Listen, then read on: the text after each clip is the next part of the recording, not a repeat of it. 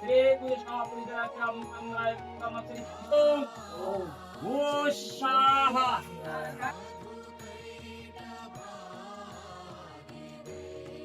Guys, welcome back to my channel.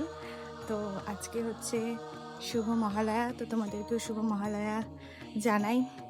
আর আজকে আমি আর দিদি, তারপর আন্টিরা সবাই মিলে আমরা যাচ্ছি আজকে 12-20 একটা মন্দিরে পুজো দিতে। তো এটাই ব্লগ হবে, লেটস গো।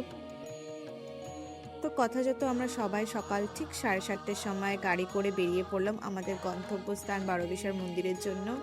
আর আজকে আমরা সবাই উপোস করেছিলাম বুনুকে ছেড়ে, মানে ছোট বুনুকে ছেড়ে। আর এই রাস্তাটাকে দেখো, এত সুন্দর লাগছিল, কারণ রাস্তার পাশ দিয়ে ভরা কাশফুলের গাছ, শরতের সেই সকাল আর মেঘ, আর মহালয়ার গানও চলছিল গাড়িতে। আর ফাইনালি দেখো আমরা পৌঁছেও গেছি মন্দিরের জন্য। আর এখানে ঠাকুর পুজো ঠিক 9টার সময় শুরু হয়, তো সেটা শুরু হয়ে গেছিলো। আমাদের পৌঁছতে 10 মিনিট লেট হয়েছে, বাট আমরা অঞ্জলিটা পেয়ে গেছি, কারণ আমাদের তো নাম লেখাই ছিল যে আমরা অঞ্জলি দেব বলে। তো এখানে সবাই আমরা বসে পড়েছিলাম মন্দিরে পুজো দেওয়ার জন্য। আর এখানে দেখো ঠাকুরমশাই মন্ত্র পড়াও শুরু করে দিয়েছিল। আর ওনার মন্দিরে কি ঠাকুর নেই, সব ঠাকুর আছে, তুমি যা যা ঠাকুর মনে করবে সব ঠাকুর আছে।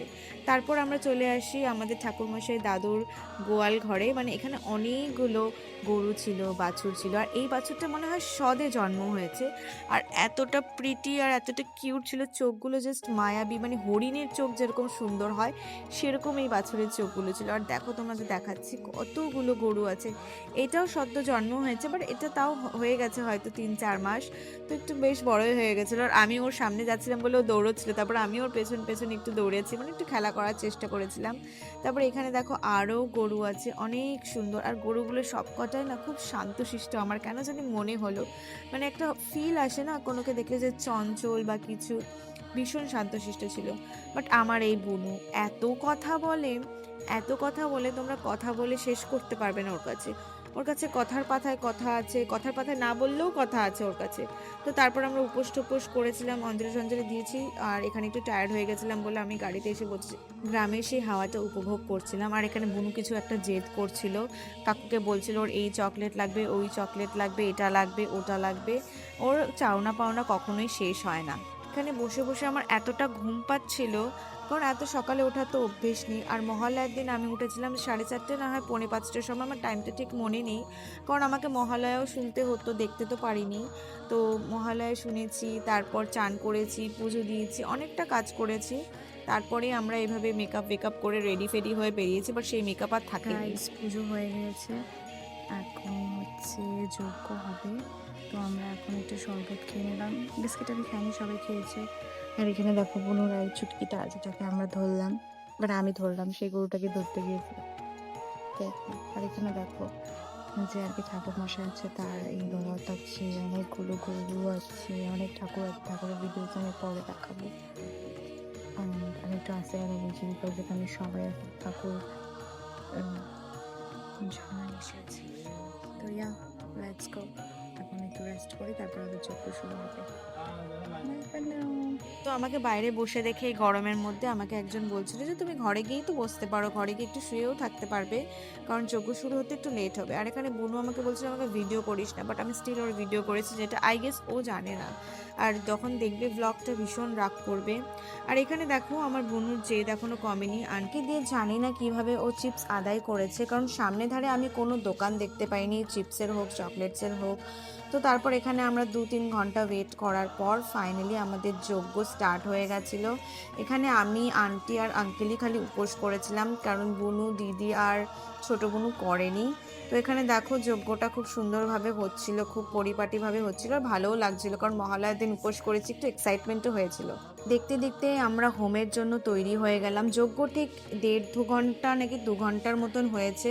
আর এখানে দেখো অনেকজন যজ্ঞের জন্য উপোস করেছিল, তার মধ্যে আমরাও ছিলাম। আর আমরাও হোমের মধ্যে এইভাবে দিচ্ছিলাম। এটা আমার প্রথম, মানে একটা কি বলবো, উপভোগ করা যজ্ঞের। আর তোমরাও দেখো, খুব মজা হয়েছিল।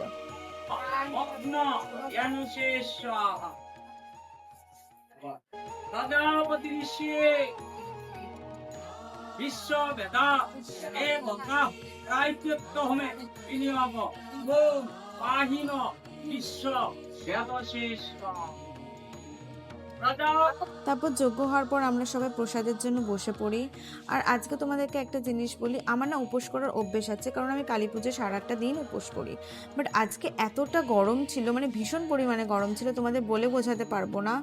আমার যতক্ষণ যজ্ঞ হয়নি আমি ঠিক ছিলাম, যে যজ্ঞ শেষ হয়ে গেছে আমার মাথা ঘুরোনো, মাথা ব্যথা সব স্টার্ট হয়ে গেছে। গাইস, আমাদের পূজা ডান, সব কিছু ডান, তো এখন আমরা বেরোচ্ছি। This is over.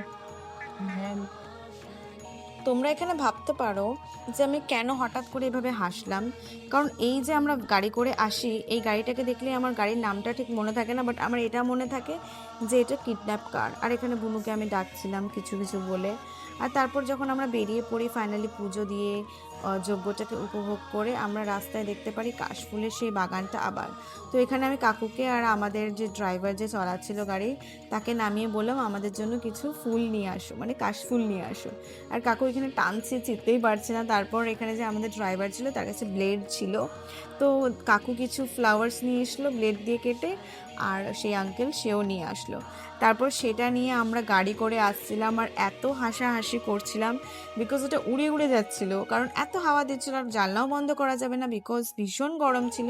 তো এইভাবেই আজকের দিনটা আমাদের কেটে গেল। বাড়ি অনেকক্ষণ আগে, অনেকক্ষণ না, 1 ঘন্টা হবে আগে ফিরেছি। ফেস ওয়াশ করতে করতে গা পা জ্বালা হয়ে গেল, এত টাইম পড়ে গেছে, মানে স্কিন ইজ জাস্ট গেটিং ওয়ার্স। তো আমি এসেই ফার্স্টেই মুখ চোখ ক্লিন করে মেকআপ উঠিয়ে আমি কি বলে এটাকে ডিটান মাস্ক যেটা আছে ওটা সেটা লাগিয়ে নিয়েছি ডিআইওয়াই। আর নাইটিটাকে ইগনোর করবে। And that's it for the blog. জানি অনেক সিম্পল ব্লগ ছিল, but I wanted to do a vlog, and Pooja's vlog will be coming. Bye for now. I love you guys so much. Bye.